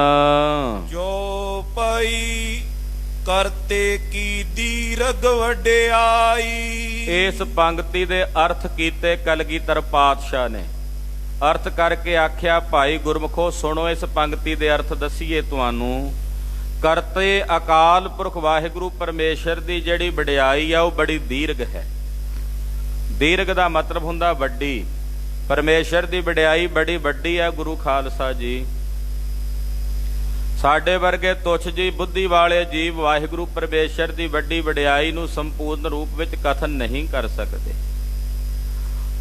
ਅਸੀਂ ਜਿੰਨੇ ਸਾਰੇ ਮਿਲ ਕੇ ਆਖੀ ਉਹਨੂੰ ਵੱਡਾ ਹੈ, ਫਿਰ ਵੀ ਸਾਡੇ ਕਹਿਣ ਦੇ ਨਾਲ ਗੁਰੂ ਖਾਲਸਾ ਜੀ ਉਹਦੀ ਵਡਿਆਈ ਦਾ ਅੰਤ ਨਹੀਂ ਪੈਂਦਾ। ਬੁੱਧ ਦਾ ਜਿੱਡਾ ਵੱਡਾ ਮਰਜ਼ੀ ਹੋਵੇ, ਉਹ ਕਦੇ ਸਮੁੰਦਰ ਦਾ ਅੰਤ ਥੋੜੀ ਪਾ ਸਕਦਾ ਹੈ। ਸਮੁੰਦਰ ਦਾ ਅੰਤ ਨਹੀਂ ਪਾ ਸਕਦਾ। ਇਸੇ ਪ੍ਰਕਾਰ ਨਾਲ ਪੰਛੀ ਆਕਾਸ਼ ਵਿੱਚ ਉੱਡਦਾ ਹੈ, ਰਹਿੰਦਾ ਹੀ ਆਕਾਸ਼ ਵਿੱਚ ਹੈ। ਕੀ ਕਦੇ ਉਹ ਪੰਛੀ ਅਨਲ, ਇੱਕ ਅਨਲ ਨਾਮ ਦਾ ਪੰਛੀ ਹੁੰਦਾ ਹੈ, ਹਮਾਇੂ ਵੀ ਉਹਨੂੰ ਕਹਿੰਦੇ ਹੈ, ਉਹ ਰਹਿੰਦਾ ਹੀ ਆਕਾਸ਼ ਵਿੱਚ ਹੈ। ਕੀ ਉਹਨੇ ਆਕਾਸ਼ ਦਾ ਅੰਤ ਪਾ ਲਿਆ? ਕਿੰਨਾ ਕੁ ਵੱਡਾ ਹੈ। ਤੇ ਜਿਹੜਾ ਇਸ ਆਕਾਸ਼ ਨੂੰ, ਧਰਤੀ ਨੂੰ ਇਹ ਪਾਣੀ ਨੂੰ, ਸਾਰੇ ਸੰਸਾਰ ਨੂੰ ਬਣਾਉਣ ਵਾਲਾ, ਉਹਦਾ ਅੰਤ ਕਿਵੇਂ ਪੈ ਸਕਦਾ ਭਲਾ? ਉਹ ਬੇਅੰਤ ਹੈ। ਕਰਤੇ ਦੀ ਵਡਿਆਈ ਬੜੀ ਦੀਰਘ ਹੈ, ਵੱਡੀ ਵਡਿਆਈ। ਮਿਤ ਨਾਮ ਹੁੰਦਾ ਮਰਿਆਦਾ ਦਾ, ਮਿਤ ਨਾਮ ਹੁੰਦਾ ਵਡਿਆਈ ਦਾ। ਵਾਹਿਗੁਰੂ ਪਰਮੇਸ਼ਰ ਦੀ ਜਿਹੜੀ ਮਿਤ ਮਰਿਆਦਾ ਵਡਿਆਈ ਹੈ ਉਹ ਬੜੀ ਦੀਰਘ ਹੈ। ਕਰਤਾ ਹੀ ਜਾਣੇ ਤਿਸ ਤਾਈ, ਆਪਣੀ ਉਸ ਵਡਿਆਈ ਨੂੰ ਕਰਤਾ ਆਪ ਹੀ ਜਾਣਦਾ ਹੈ। ਉਹਦੀ ਵਡਿਆਈ ਕਿੰਨੀ ਵੱਡੀ ਹੈ, ਉਹਦਾ ਵਿਸਥਾਰ ਕੈਸਾ ਹੈ, ਉਹ ਆਪਣੀ ਵਡਿਆਈ ਖੁਦ ਆਪ ਜਾਣਦਾ। ਜੇ ਗੁਰ ਸੂਰਾ ਹੋਏ ਸੁਚੇਤ, ਤੇ ਕਹਿ ਜਾਣੈ ਗੁਰ ਸੂਰਾ। ਇਹਦਾ ਅਰਥ ਕਰਦੇ ਹੁਣ ਕਲਗੀਧਰ ਜੀ। ਪਹਿਲਾ ਅਰਥ ਕੀਤਾ ਕਰਤੇ ਕੀ ਮਿਤ ਕਰਤਾ ਜਾਣੈ। ਹੁਣ ਅਗਲੀ ਪੰਕਤੀ ਜਿਹੜੀ ਅੱਧੀ ਰਹਿੰਦੀ ਆ, ਕਹਿ ਜਾਣੈ ਗੁਰ ਸੂਰਾ ਦੇ ਅਰਥ ਕਰਦੇ ਨੇ। ਕਹਿੰਦੇ ਜਾਂ ਫਿਰ ਕੋਈ ਸੂਰਮਾ ਗੁਰੂ ਹੋਵੇ, ਸੂਰਮਾ, ਕੱਚਾ ਪਿੱਲਾ ਨਹੀਂ, ਜਿਹੜਾ ਲੋਕਾਂ ਨੂੰ ਗੁੰਮਰਾਹ ਕਰਦਾ ਫਿਰੇ ਵੀ ਕੰਨਾ ਮੰਨਾ ਗੁਰੂ, ਤੂੰ ਮੇਰਾ ਚੇਲਾ ਤੇ ਮੈਂ ਤੇਰਾ ਗੁਰੂ। ਏਦਾਂ ਦੇ ਕਹਿਣ ਵਾਲੇ ਪਖੰਡੀ ਨਹੀਂ। ਸੂਰਾ ਗੁਰੂ ਹੋਵੇ, ਸੂਰਾ ਪੂਰਾ ਗੁਰੂ। ਪੂਰਾ ਗੁਰਿਆ ਰਾਧਿਆ, ਪੂਰਾ ਜਾ ਕਾ ਨਾਉ। ਜਿਹੜਾ ਪੂਰਾ ਹੈ, ਸਰਬ ਕਲਾ ਸਮਰੱਥ ਹੈ। ਕਹਿੰਦੇ ਇਹੋ ਜਿਹਾ ਜਿਹੜਾ ਸੂਰਮਾ ਗੁਰੂ ਹੈ, ਜਿਹੜਾ ਸਾਵਧਾਨ ਹੈ, ਜੋ ਸदैवी ਸਾਵਧਾਨ ਸੁਚੇਤ ਰਹਿਣ ਵਾਲਾ ਹੈ। ਪੀਸੋ ਜਾਣਤ ਹੈ ਸਭ ਹੇਤ, ਕਹਿੰਦੇ ਜਾਂ ਫਿਰ ਉਹ ਜਾਣਦਾ। ਆਖੋ ਸਤਿਨਾਮ ਸ੍ਰੀ ਵਾਹਿਗੁਰੂ। ਕਹਿ ਜਾਣੈ ਗੁਰ ਸੂਰਾ, ਜਾਂ ਫਿਰ ਗੁਰੂ ਸੂਰਮਾ ਜਾਣਦਾ। ਕਰਤੇ ਦੀ ਵਡਿਆਈ ਜਾਂ ਤਾਂ ਖੁਦ ਕਰਤਾ ਆਪ ਜਾਣਦਾ, ਜਾਂ ਫਿਰ ਸੂਰਮਾ ਗੁਰੂ ਜਾਣਦਾ। ਕਿਉਂਕਿ ਜਿਹੜਾ ਸੂਰਮਾ ਗੁਰੂ ਹੈ ਉਸੇ ਕਰਤੇ ਦਾ ਤਾਂ ਅਵਤਾਰ ਹੈ। ਆਖੋ ਸਤਿਨਾਮ ਸ੍ਰੀ ਵਾਹਿਗੁਰੂ। ਉਸੇ ਕਰਤੇ ਦਾ ਅਵਤਾਰ ਨੇ ਜਗਤ ਗੁਰੂ ਗੁਰੂ ਨਾਨਕ ਸਾਹਿਬ ਆਪ ਨਾਰਾਇਣ ਕਲਾ ਧਾਰ।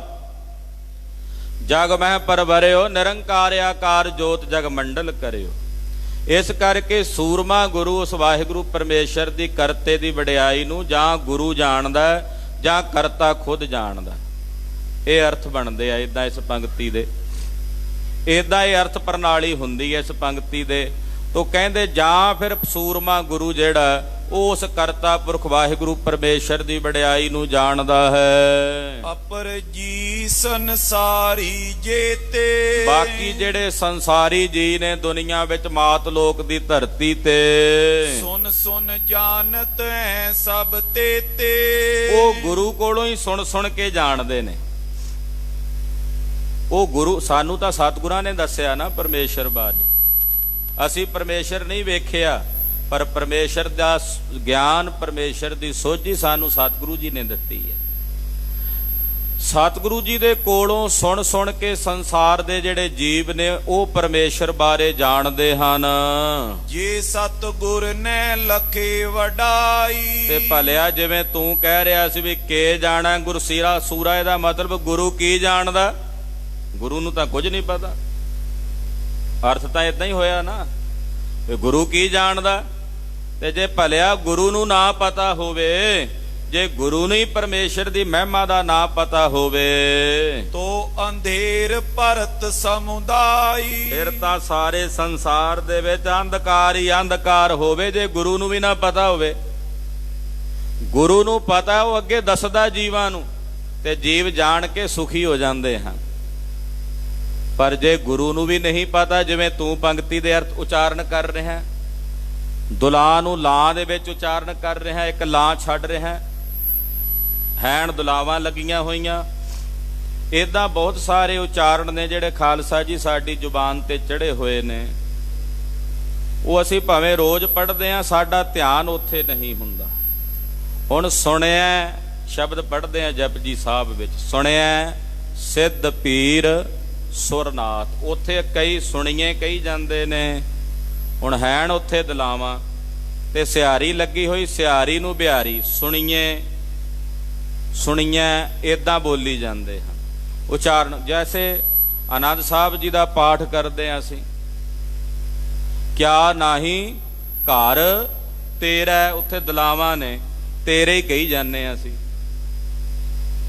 ਹੁਣ ਜਦੋਂ ਪੜ੍ਹਦੇ ਆ ਆਨੰਦ ਸੁਣੋ ਵਡਭਾਗੀਓ, ਆਨੰਦ ਉੱਥੇ ਐੜਾ ਨੰਨਾ ਦੱਦੇ ਨੂੰ ਏਦਾਂ ਹੈ, ਉੱਤੇ ਟਿੱਪੀ ਨਹੀਂ ਹੈ। ਪਰ ਉਸ ਆਨੰਦ ਨੂੰ ਵੀ ਅਸੀਂ ਕਹੀ ਜਾਂਦੇ ਹਾਂ ਆਨੰਦ ਸੁਣੋ ਵਡਭਾਗੀਓ।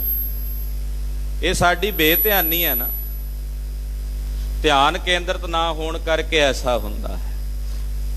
ਪੰਜਾਬ ਦੀ ਧਰਤੀ ਤੇ ਰਹਿੰਦੇ ਆ, ਜਿਹੜੀ ਵਿਆਕਰਨ ਹੈ, ਮਾਤਰਾਵਾਂ ਨੇ ਘੱਟੋ ਘੱਟ ਉਹਦਾ ਸਾਨੂੰ ਉਚਾਰਨ ਸਹੀ ਪਤਾ ਹੋਣਾ ਚਾਹੀਦਾ। ਮੁਹਾਰਨੀ ਪੜ੍ਹਾਈ ਜਾਂਦੀ ਸੀ ਪਹਿਲਾਂ ਸਕੂਲਾਂ ਵਿੱਚ, ਅੱਜ ਕੱਲ੍ਹ ਤਾਂ ਉਹ ਕਾਇਦਾ ਸ਼ੁਰੂ ਕਰਾਉਂਦੇ ਪਰ ਉਹਦੇ 'ਚ ਮੁਹਾਰਨੀ ਨਹੀਂ ਹੁੰਦੀ। ਸਿੱਧਾ ਜਿਹੜੇ ਪੰਜਾਬੀ ਕਾਇਦੇ ਲਾਏ ਜਾਂਦੇ ਆ ਅੰਗਰੇਜ਼ੀ ਸਕੂਲਾਂ ਵਿੱਚ, ਜਿਹੜੀ ਪੰਜਾਬੀ ਵੀ ਹੈ ਉਹ ਮੇਰੇ ਖਿਆਲ 'ਚ ਜਾ ਕੇ ਦੂਜੀ ਤੀਜੀ ਚੌਥੀ ਦੀ ਕਲਾਸ ਵਿੱਚ ਜਾ ਕੇ ਸ਼ੁਰੂ ਕਰਾਉਂਦੇ ਆ ਬਹੁਤ ਸਾਰੇ ਸਕੂਲਾਂ। ਤੇ ਉੱਥੇ ਵੀ ਜਿਹੜਾ ਉਹ ਮੁਹਾਰਨੀ ਨਹੀਂ ਪੜ੍ਹਾਉਂਦੇ ਬੱਚਿਆਂ ਨੂੰ। ਜਦੋਂ ਤੱਕ ਮੁਹਾਰਨੀ ਨਾ ਪੜ੍ਹਾਈ ਜਾਵੇ ਉਦੋਂ ਤੱਕ ਮਾਤਰਾਵਾਂ ਜਿਹੜੀਆਂ ਨੇ ਉਹਨਾਂ ਦਾ ਉਚਾਰਨ ਕੀ ਹੈ ਉਹ ਕਿਵੇਂ ਪਤਾ ਲੱਗੇਗਾ ਕਿ ਸੱਸੇ ਨੂੰ ਸਿਹਾਰੀ ਲੱਗੀ ਹੋਵੇ ਕੀ ਉਚਾਰਨ ਹੈ, ਬਿਹਾਰੀ ਲੱਗੀ ਹੋਵੇ ਕੀ, ਲਾਂ ਲੱਗੀ ਹੋਵੇ ਕੀ, ਦਲਾਂ, ਇੱਦਾਂ ਆ ਏ ਈ ਓ ਊ। ਇਹ ਹੁਣ ਪਤਾ ਹੀ ਨਹੀਂ ਬੱਚਿਆਂ ਨੂੰ। ਇਹ ਪੰਜਾਬੀ ਦੇ ਮੁਹਾਰਨੀ ਵੀ ਜੇ ਕਈ ਵਾਰੀ ਬੜੇ ਪੜ੍ਹੇ ਲਿਖੇ ਸਕੂਲਾਂ ਦੇ ਵਿੱਚ ਕਾਲਜ ਐਮਏ ਪੜ੍ਹ ਕੇ ਵੀ ਬੱਚੇ ਕਈ ਵਾਰੀ ਸੰਥਿਆ ਕਰਨ ਆਉਂਦੇ ਆ, ਉਹਨਾਂ ਨੂੰ ਵੀ ਜਦੋਂ ਮੁਹਾਰਨੀ ਤੇ ਲਾਈਏ ਉਚਾਰਨ ਨਹੀਂ ਕਰ ਪਾਉਂਦੇ। ਉਹਨਾਂ ਨੂੰ ਦੁਬਾਰਾ ਫਿਰ ਕਾਇਦਾ ਹੀ ਪੜ੍ਹਾਉਣਾ ਪੈਂਦਾ। ਐਮਏ ਪੜ੍ਹੇ ਬੱਚਿਆਂ ਨੂੰ ਵੀ ਉਹ ਕਾਇਦਾ ਪੜ੍ਹਾ ਕੇ ਫਿਰ ਉਹਦਾ ਉਚਾਰਨ ਜਿਹੜਾ ਹੈ ਉਹ ਮੁਹਾਰਨੀ ਦਾ ਸਹੀ ਢੰਗ ਦੇ ਨਾਲ। ਤੋ ਇਸ ਪ੍ਰਕਾਰ ਨਾਲ ਗੁਰਮੁਖੋ ਇਹਦੇ ਵੱਲ ਸਾਡਾ ਧਿਆਨ ਹੋਣਾ ਚਾਹੀਦਾ। ਤਦੇ ਗੁਰੂ ਸਾਹਿਬ ਜੀ ਨੇ ਸਾਨੂੰ ਇਹ ਸਾਰੀ ਘਟਨਾ ਤੋਂ ਉਪਦੇਸ਼ ਦਿੱਤਾ। ਇਸ ਤਰ੍ਹਾਂ ਦੀ ਇਹ ਘਟਨਾ ਘਟੀ। ਇੱਦਾਂ ਬਹੁਤ ਸਾਰੇ ਗੁਰੂ ਗ੍ਰੰਥ ਸਾਹਿਬ ਵਿੱਚ ਪਾਠ ਨੇ ਜਿਨ੍ਹਾਂ ਦਾ ਉਚਾਰਨ ਜਿਹੜਾ ਅਸੀਂ ਭਾਵੇਂ ਰੋਜ਼ ਪੜ੍ਹਦੇ ਹਾਂ। ਹੁਣ ਜਦੋਂ ਅਸੀਂ ਕਹਿੰਦੇ ਹਾਂ ਤੂੰ ਠਾਕਰ ਤੁਮ ਪੈ ਅਰਦਾਸ, ਉੱਥੇ ਤੂੰ ਨੂੰ ਤੁਮ ਹੀ ਕਹੀ ਜਾਂਦੇ ਨੇ, ਤੁਮ ਠਾਕਰ।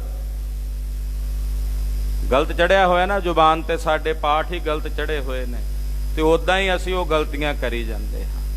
ਇਸ ਕਰਕੇ ਭਾਵੇਂ ਸ਼ੁੱਧ ਰੂਪ ਤਾਂ ਸਤਿਗੁਰੂ ਜੀ ਜਾਣਦੇ ਨੇ ਪਰ ਸਾਡੇ ਵੱਲੋਂ ਤਾਂ ਯਤਨ ਹੋਣਾ ਚਾਹੀਦਾ ਹੈ ਨਾ। ਬਾਅਦ ਵਿੱਚ ਚਲੋ ਅਸੀਂ ਅਰਦਾਸ ਕਰ ਲੈਂਦੇ ਹਾਂ, ਮਹਾਰਾਜ ਅੱਖਰ ਬਾਅਦ ਘਾਟ ਭੁੱਲ ਚੁੱਕ ਮਾਫ ਕਰ ਦੇ, ਇਹ ਬੇਨਤੀ ਕਰਦੇ ਹਾਂ ਅਸੀਂ। ਪਰ ਜੇ ਸਾਰਾ ਹੀ ਗਲਤ ਕਰਕੇ ਧਿਆਨ ਨਾ ਉੱਥੇ ਲਾ ਕੇ ਬਾਅਦ ਚ ਕਈ ਅੱਖਰ ਬਾਅਦ ਘਾਟ ਭੁੱਲ ਚੁੱਕ ਤਾਂ ਹੋਈ ਜੇ ਧਿਆਨ ਕੇਂਦਰਿਤ ਨਹੀਂ।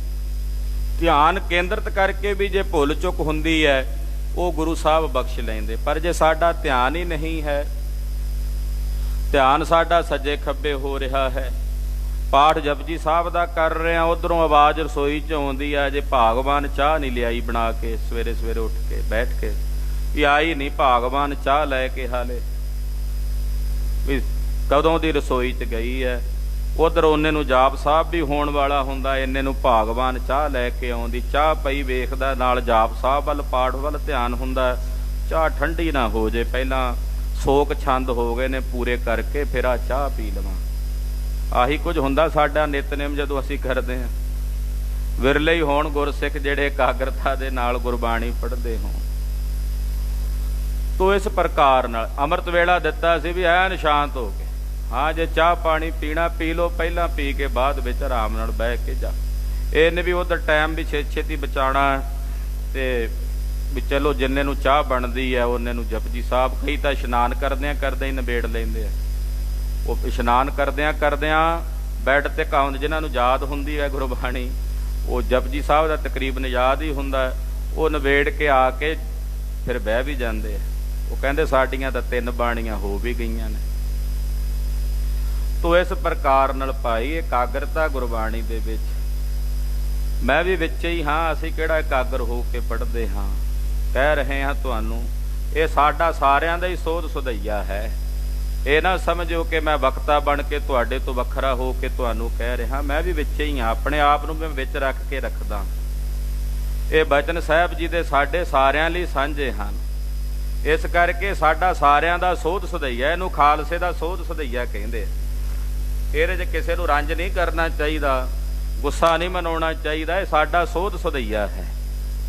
ਤੋ ਸੋਧ ਸੁਧਈਆ ਉਹ ਸਿੱਖ ਦਾ ਵੀ ਸੋਧ ਸੁਧਈਆ ਸੀ। ਉਹਨੇ ਹੁਣ ਜੇ ਉਹ ਗੁੱਸਾ ਕਰੇ ਵੀ ਮੈਨੂੰ ਤਾਂ ਮਹਾਰਾਜ ਜੀ ਨੇ ਚਪੇੜਾਂ ਮਰਵਾਈਆਂ, ਦੰਡ ਦਿੱਤਾ, ਐਸਾ ਨਹੀਂ ਸੀ। ਉਹਦਾ ਸੋਧ ਸੁਧਈਆ ਸੀ। ਉਹ ਇੱਕ ਵਾਰੀ ਕਿਸੇ ਨੂੰ ਥੋੜਾ ਜਿਹਾ ਇਹੋ ਜਿਹੇ ਘਟਨਾ ਦੇ ਨਾਲ ਸਮਝਾਇਆ ਜਾਵੇ ਨਾ, ਉਹ ਛੇਤੀ ਸਮਝ ਆਉਂਦਾ। ਇੱਕ ਨਿਹੰਗ ਸਿੰਘ ਸੀ ਦਲ ਪੰਥ ਦੇ ਵਿੱਚ, ਨਵੇਂ ਸਿੰਘ ਭਰਤੀ ਹੋਏ। ਨਵੇਂ ਨਿਹੰਗ ਸਿੰਘ ਭਰਤੀ ਜਦੋਂ ਫੌਜ ਹੋਈ ਤੇ ਉਹਨਾਂ ਨੂੰ ਮਰਿਆਦਾ ਦਾ ਨਹੀਂ ਪਤਾ ਹੁੰਦਾ ਦਲਾਂ ਪੰਥਾਂ ਵਿੱਚ। ਉਹ ਸਰਬਲੋਹ ਦੇ ਬਾਟੇ, ਕਿਉਂਕਿ ਸਰਬਲੋਹ 'ਚ ਲੰਗਰ ਤਿਆਰ ਹੁੰਦਾ, ਤੇ ਉਹਨਾਂ ਨੇ ਮਾਂਜਣ ਨੂੰ ਕਹਿ ਦਿੱਤਾ ਵੀ ਆਹ ਮਾਂਜ ਲਿਆ। ਉਹ ਮਾਂਜਣ ਬਹਿ ਗਏ, 2-3 ਜਣੇ ਸਨ, ਨਵੇਂ ਸੀ, ਰੰਗ ਰੂਟ। ਮਾਂਜਣ ਬਹਿ ਗਏ, ਮਾਂਜ ਕੇ ਨਾ ਚੰਗੀ ਤਰ੍ਹਾਂ ਰੇਤ ਨਾਲ ਮੁੜ ਕੇ ਧੋ ਦਿੱਤੇ। ਲਾਂਗਰੀ ਹੁੰਦਾ ਸੀ ਬੁੱਢੇ ਦਲ ਦਾ, ਉਹਨੇ ਆਖਿਆ ਉਹ ਦੁਬਾਰਾ ਮਾਂਜੋ।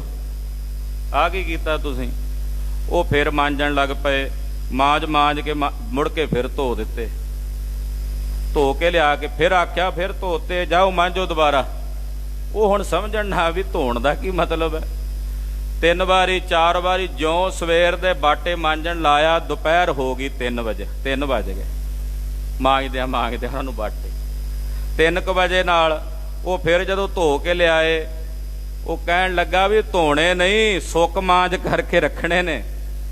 ਬਾਟੇ ਮਾਂਜ ਕੇ ਸੁੱਕ ਮਾਂਜ, ਧੋਣੇ ਨਹੀਂ ਹਨ ਪਾਣੀ ਨਾਲ, ਜਰ ਲੱਗ ਜਾਂਦੀ ਆ ਬਾਟਿਆਂ ਨੂੰ ਜੇ ਧੋ ਕੇ ਰੱਖੀਏ। ਉਹ ਸੁੱਕ ਮਾਂਜ ਕਰਕੇ ਰੱਖਣੇ, ਜਦੋਂ ਵਰਤਣੇ ਆ ਉਦੋਂ ਧੋ ਲੈਣੇ ਆ ਬਾਅਦ ਵਿੱਚ। ਉਹ ਕਹਿੰਦੇ ਬਾਬਾ ਜੇ ਇਦਾਂ ਹੀ ਕਹਿਣਾ, ਸਵੇਰੇ ਹੀ ਕਹਿ ਦਿੰਦਾ, ਕਹਿੰਦਾ ਫਿਰ ਤੁਹਾਨੂੰ ਯਾਦ ਥੋੜੀ ਰਹਿਣਾ ਸੀ, ਹੁਣ ਸਾਰੀ ਉਮਰ ਨਹੀਂ ਭੁੱਲਦੇ, ਹੁਣ ਸਾਰੀ ਉਮਰ ਨਹੀਂ ਭੁੱਲੋਗੇ, ਮਰਿਆਦਾ ਚੇਤੇ ਰਹਿ ਜਾਏਗੀ। ਤੋ ਇਸ ਕਰਕੇ ਸੋਧ ਸੁਧਈਆ ਹੀ ਹੁੰਦਾ। ਜੋ ਸਿੱਖ ਨੂੰ ਘੂਰ ਕੱਪੀ ਵੀ ਹੋਈ ਹੈ ਨਾ, ਤਾੜਨਾ ਵੀ ਹੋਈ ਹੈ, ਤਾਂ ਉਹ ਗੁਰੂ ਖਾਲਸਾ ਜੀ ਸੋਧ ਸੁਧਈਆ ਵੀ ਅੱਗੇ ਤੋਂ ਸਿਮਰਤੀ 'ਚ ਰਹੇ, ਚੇਤੇ ਰਹੇ, ਭੁੱਲੇ ਨਾ। ਹੁਣ ਹੋਰ ਭਾਵੇਂ ਪੰਕਤੀਆਂ ਉਹ ਸਿੱਖ ਉਚਾਰਨ ਵੇਲੇ ਭਾਵੇਂ ਇੱਧਰ ਉੱਧਰ ਹੋ ਜੇ, ਪਰ ਆਹ ਪੰਕਤੀ ਨਹੀਂ ਸੀ ਉਹਨੂੰ ਭੁੱਲਣੀ। ਪਤਾ ਸੀ ਵੀ ਕਲਗੀਧਰ ਜੀ ਨੇ ਏਦਾਂ ਤਾੜਨਾ ਕਰਾਈ ਸੀ। ਸਾਰੀ ਜ਼ਿੰਦਗੀ ਕੈ ਹੀ ਪੜ੍ਹਦਾ ਰਿਹਾ ਹੋਣਾ, ਕੇ ਨਹੀਂ ਪੜ੍ਹਿਆ ਹੋਣਾ ਉਹਨੇ। ਸੋ ਇਸ ਕਰਕੇ ਸੋਧ ਸੁਧਈਆ ਹੈ। ਮਹਾਰਾਜ ਜੀ ਕਹਿੰਦੇ ਵੀ ਜਦੋਂ ਹੁਣ ਕੇ ਕਹਿ ਦਿੱਤਾ ਤੇ ਫਿਰ ਤਾਂ ਉਚਾਰਨ ਹੀ ਗਲਤ ਹੋ ਗਿਆ। ਫਿਰ ਗੁਰੂ ਨੂੰ ਜੇ ਪਤਾ ਹੀ ਨਹੀਂ ਤੇ ਫਿਰ ਸਿੱਖ ਨੂੰ ਕੀ ਦੱਸੇਗਾ। ਜੇ ਗੁਰੂ ਨੂੰ ਨਾ ਪਤਾ ਹੋਵੇ ਫਿਰ ਤਾਂ ਸੰਸਾਰ ਵਿੱਚ ਅੰਧਕਾਰ ਹੀ ਅੰਧਕਾਰ ਹੋਵੇ। ਕਿਉਂਕਿ ਜੇ 100 ਚੰਦਾ ਉਗਵੈ ਸੂਰਜ ਚੜ੍ਹੈ 1000, ਇਤੇ ਚਾਨਣ ਹੁੰਦਿਆਂ ਗੁਰ ਬਿਨ ਘੋਰ ਅੰਧਾਰ। ਗੁਰੂ ਬਿਨ ਅੰਧਕਾਰ ਹੀ ਅੰਧਕਾਰ ਹੈ। ਇਸ ਸਿੱਖ ਲਗ ਕਕਾਰ ਕੀ ਏਕ। ਇਸ ਤਰ੍ਹਾਂ ਮਹਾਰਾਜ ਜੀ ਨੇ ਆਖਿਆ ਵੀ ਇੱਕ ਲਾਂ ਜਿਹੜੀ ਆ ਉਹ ਤੂੰ ਤਿਆਗੀ ਆ ਉਚਾਰਨ ਵੇਲੇ। ਪਠਨ ਕਰੀ ਬਿਨ ਸੁਮਤ ਬਵੇਕ। ਵਿਚਾਰ ਤੋਂ ਬਿਨਾ, ਵਿਵੇਕ ਤੋਂ ਬਿਨਾ ਤੂੰ ਪੜ੍ਹ ਦਿੱਤੀ ਹੈ। ਵਿਪਰੇ ਅਰਥ ਪਠਿਓ ਪਹਿਚਾਨੇ। ਹੁਣ ਉਹਦੇ ਅਰਥ ਹੀ ਉਲਟ ਹੋ ਗਏ ਵੀ ਗੁਰੂ ਨੂੰ ਪਤਾ ਹੀ ਨਹੀਂ ਕੁਝ। ਤੇ ਭਾਈ ਫਿਰ ਗੁਰੂ ਦੀ ਤਾਂ ਬੇਅਦਬੀ ਕਰ ਦਿੱਤੀ ਨਾ, ਗੁਰੂ ਦਾ ਨਿਰਾਦਰ ਕਰ ਦਿੱਤਾ।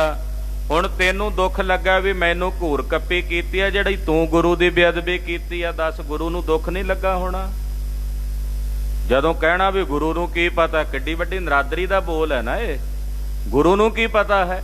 ਪਰਮੇਸ਼ਰ ਹੀ ਜਾਣਦਾ ਪਰਮੇਸ਼ਰ ਦੀ ਗੱਲ। ਗੁਰੂ ਨੂੰ ਕੀ ਪਤਾ? ਇਹਦਾ ਅਰਥ ਤਾਂ ਏਦਾਂ ਹੀ ਹੋਇਆ ਨਾ, ਇਹ ਤਾਂ ਫਿਰ ਨਿਰਾਦਰ ਹੋਇਆ।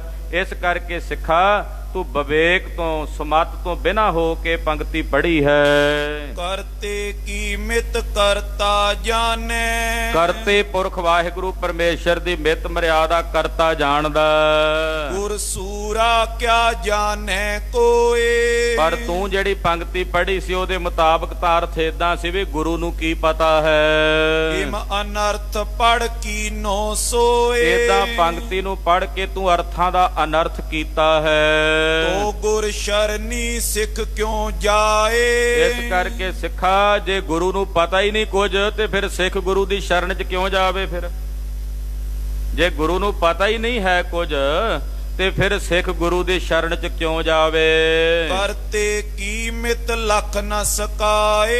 ਇਹ ਗੁਰੂ ਨੂੰ ਕਰਤੇ ਦੀ ਮਰਿਆਦਾ ਦਾ ਪਤਾ ਹੀ ਨਹੀਂ ਹੈ। ਸਿੱਖੋ ਸੁਨੋ ਸੀਖ ਏਓ ਮੇਰੀ। ਪਾਤਸ਼ਾਹ ਸਿੱਖਿਆ ਦਿੰਦੇ ਆ, ਇਹ ਸਿੱਖਿਆ ਉਦੋਂ ਦੇ ਸਿੱਖਾਂ ਨੂੰ ਨਹੀਂ, ਸਾਡੇ ਵਰਗੇ ਸਿੱਖਾਂ ਨੂੰ ਵੀ, ਆਉਣ ਵਾਲੇ ਸਮੇਂ ਵਿੱਚ ਵੀ ਜਿੰਨੇ ਸਿੱਖ ਹੋਣਗੇ ਸਭ ਨੂੰ ਮਹਾਰਾਜ ਜੀ ਦੀ ਸਿੱਖਿਆ ਹੈ। ਸਿੱਖੋ ਸੁਣੋ ਸੀਖ ਇਹੋ ਮੇਰੀ, ਮੇਰੀ ਇਹ ਸਿੱਖਿਆ ਤੁਹਾਨੂੰ ਸੁਣੋ। ਬਾਣੀ ਪੜੋ ਸ਼ੁੱਧ ਗੁਰ ਕੇਰੀ। ਗੁਰਬਾਣੀ ਨੂੰ ਸ਼ੁੱਧ ਤਰੀਕੇ ਨਾਲ ਪੜੋ, ਉਹਦਾ ਉਚਾਰਨ ਸ਼ੁੱਧ ਤਰੀਕੇ ਨਾਲ ਕਰੋ, ਸੰਥਿਆ ਕਰੋ ਗੁਰਸਿੱਖਾਂ ਕੋਲ ਬਹਿ ਕੇ। ਹੁਣ ਕਈ ਗੁਰਮੁਖ ਕਹਿੰਦੇ ਜੀ ਸਾਡੇ ਕੋਲੋਂ ਪਾਠ ਸ਼ੁੱਧ ਨਹੀਂ ਹੁੰਦਾ, ਅਸੀਂ ਪੜ੍ਹਨਾ ਹੀ ਛੱਡ ਦਿੱਤਾ। ਐਸਾ ਨਹੀਂ ਹੁੰਦਾ ਵੀ ਜਿਹੜਾ ਕੰਮ ਸਾਨੂੰ ਨਾ ਆਵੇ ਤੇ ਉਹ ਕਰਨਾ ਹੀ ਛੱਡ ਦਿਓ, ਐਸਾ ਨਹੀਂ ਹੁੰਦਾ। ਉਹਨੂੰ ਸੁਧਾਰਨਾ ਚਾਹੀਦਾ ਹੈ। ਤੇ ਜੇ ਕੋਈ ਕਹੇ ਵੀ ਸਾਡੇ ਕੋਲੋਂ ਗਲਤੀਆਂ ਹੁੰਦੀਆਂ ਅਸੀਂ ਤਾਂ ਨਹੀਂ ਪੜ੍ਹਦੇ ਗੁਰਬਾਣੀ, ਭਾਈ ਫਿਰ ਉਹਨਾਂ ਵਾਸਤੇ ਗੁਰੂ ਚਰਨਾਂ 'ਚ ਅਰਦਾਸ ਬੇਨਤੀ ਵੀ ਬਣੀ ਹੈ ਕਿ ਮਹਾਰਾਜ ਭੁੱਲਾਂ ਚੁੱਕਾਂ ਦੀ ਖਿਮਾ ਕਰਿਓ। ਅਰਦਾਸ ਅਸੀਂ ਕਰਦੇ ਹਾਂ, ਭਾਵੇਂ ਕਿਸੇ ਨੇ ਸ਼ੁੱਧ ਵੀ ਪੜ੍ਹੀ ਹੋਵੇ ਤਾਂ ਵੀ ਅਰਦਾਸ, ਕਿਉਂਕਿ ਪੂਰਨ ਰੂਪ ਵਿੱਚ ਸ਼ੁੱਧ ਤਾਂ ਸਤਿਗੁਰੂ ਜੀ ਨੂੰ ਹੀ ਪਤਾ। ਕਿੰਨੇ ਪਾਠ ਨੇ ਗੁਰੂ ਗ੍ਰੰਥ ਸਾਹਿਬ ਜੀ ਦੇ, ਜਿਹੜੇ 2-2 ਪਾਠ ਵੀ ਨੇ, ਕਈ ਥਾਵਾਂ ਤੇ 3-3 ਪਾਠ ਅੰਤਰ ਵੀ ਨੇ।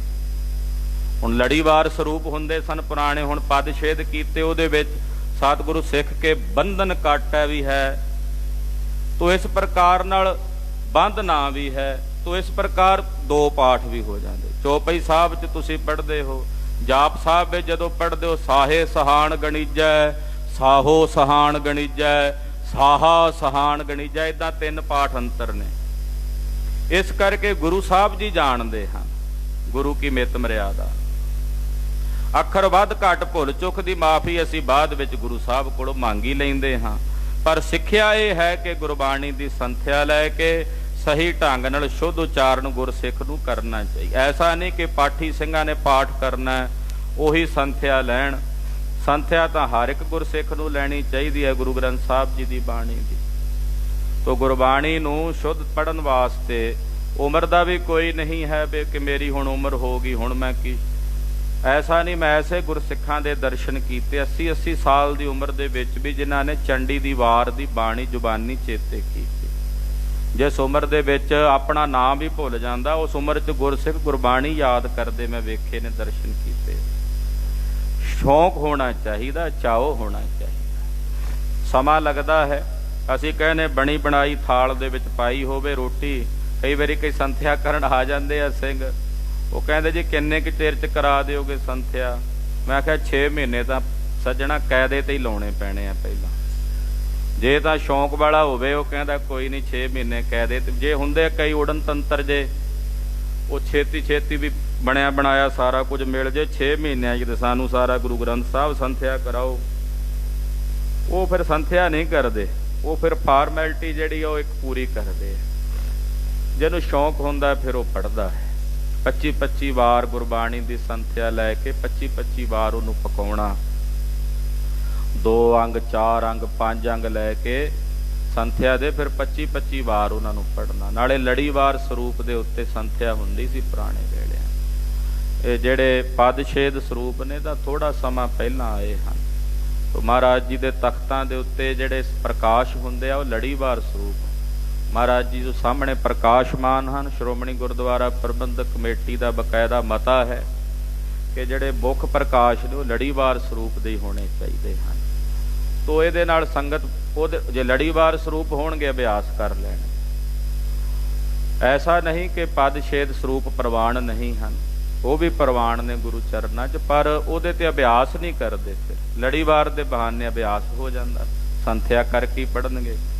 ਤੋ ਇਸ ਪ੍ਰਕਾਰ ਨਾਲ ਮਹਾਰਾਜ ਜੀ ਕਹਿੰਦੇ ਸਿੱਖੋ ਸਿੱਖਿਆ ਹੈ ਬਾਣੀ ਪੜ੍ਹੋ, ਪੜ੍ਹੋ ਸ਼ੁੱਧ ਗੁਰ ਖੇਰੀ, ਗੁਰਬਾਣੀ ਸ਼ੁੱਧ ਪੜ੍ਹਨੀ ਹੈ। ਪੜੇ ਮਹਾਤਮ ਲਏ ਵਿਸਾਲ, ਗੁਰਬਾਣੀ ਨੂੰ ਪੜ੍ਹਨ ਦਾ ਬੜਾ ਵੱਡਾ ਵਿਸ਼ਾਲ ਮਹਾਤਮ ਹੈ। ਪਲਤ ਪਲਤ ਮੈਂ ਹੋਏ ਨਿਹਾਲ, ਉਹ ਲੋਕ ਪਰਲੋਕ ਦੋਹਾਂ ਜਹਾਨਾਂ 'ਚ ਨਿਹਾਲ ਹੋ ਜਾਂਦਾ ਹੈ। ਜੇ ਕੋ ਸ਼ੁੱਧ ਹੋਏ ਪੜੀਏ ਸ਼ੁੱਧ ਕਰ, ਕਹਿੰਦੇ ਜੇ ਕਿਤੇ ਪਹਿਲਾਂ ਕੁਸ਼ੁੱਧ ਪੜ੍ਹੀ ਵੀ ਜਾਏ ਤੇ ਦੁਬਾਰਾ ਉਹਨੂੰ ਸ਼ੁੱਧ ਕਰਕੇ ਪੜ੍ਹਨ ਦਾ ਯਤਨ ਕਰੇ। ਬਿਗੜੀ ਵਸਤ ਸੁਧਾਰੇ ਜਿਮ ਕਰ, ਕਹਿੰਦੇ ਜਿਵੇਂ ਘਰ 'ਚ ਕੋਈ ਚੀਜ਼ ਵਿਗੜ ਜੇ ਆਪਾਂ ਸੁੱਟ ਤਾਂ ਨਹੀਂ ਦਿੰਦੇ, ਉਹਨੂੰ ਸੁਧਾਰ ਲੈਂਦੇ ਆ।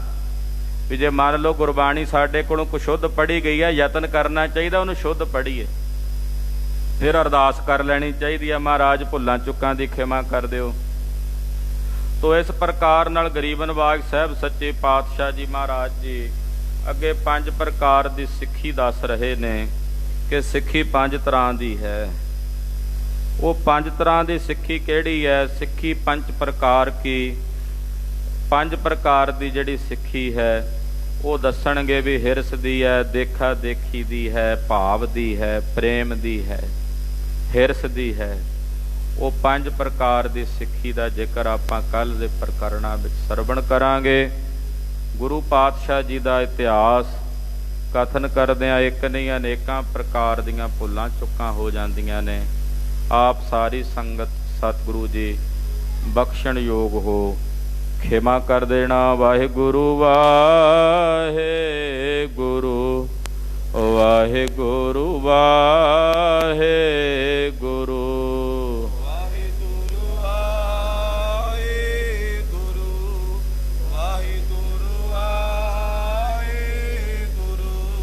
ਵਾਹਿਗੁਰੂ ਵਾਹਿਗੁਰੂ ਵਾਹਿਗੁਰੂ ਵਾਹਿਗੁਰੂ।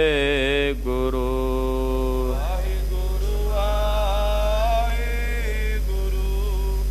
ਵਾਹਿਗੁਰੂ ਵਾਹਿਗੁਰੂ। ਵਾਹਿਗੁਰੂ ਵਾਹਿਗੁਰੂ ਵਾਹਿਗੁਰੂ ਵਾਹਿਗੁਰੂ।